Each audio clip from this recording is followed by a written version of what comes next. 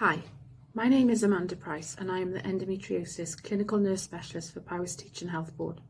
I'm just reminding you that March is Endometriosis Action Month and I'm here to tell you more about symptoms and treatment options.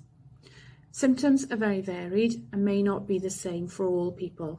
They can include pelvic pain, which can include cramps in the abdomen and lower back, pain during intercourse, abnormal or heavy menstrual flow, difficulty getting pregnant, which could be temporary, painful urination, painful bowel movements, other gastrointestinal problems such as diarrhea, constipation and nausea, and dizziness, migraines and fatigue.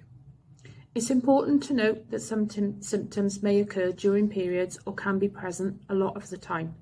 It's also important to remember that the endometrial growths are benign, meaning they are not cancerous. Some people have no symptoms, whilst others have symptoms which can impact on the person's quality of life. It can pose problems in relationships, for education due to missed school, and for employment due to sickness absence. Managing a chronic condition can also cause anxiety and mood problems. With so many different symptoms, it's no wonder that it can take years for the condition to be diagnosed. In Wales, it can be 8 or 9 years. Gynecologists will assess and investigate for the condition and will treat some symptoms. However, there is only one dedicated tertiary endometriosis centre in Wales at present, which is in Cardiff, and people needing treatment in North Wales will be referred to Arrow Park in Liverpool. Awareness of the condition and symptoms and robust pathways will help to get people seen and investigated sooner.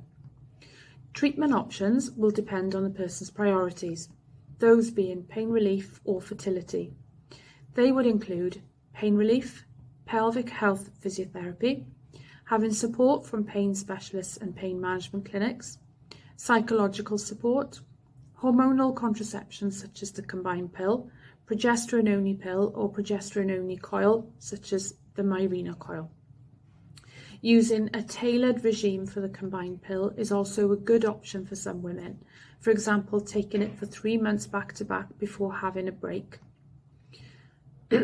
Having hormone injections such as Zoladex for a short time can significantly reduce symptoms, although this is generally used prior to having surgical procedures. Surgical procedures to remove the growths, although this may sometimes need to be done more than once as growths can regrow. For some people, a hysterectomy might be required, but obviously this is not a miracle cure. It's a surgically induced menopause and is likely to need to be controlled with HRT. If the condition is more advanced, with growths attached to the bowel, then more complex surgery might be needed. Finally, it's important to consider that early detection is essential to avoid long-term complications.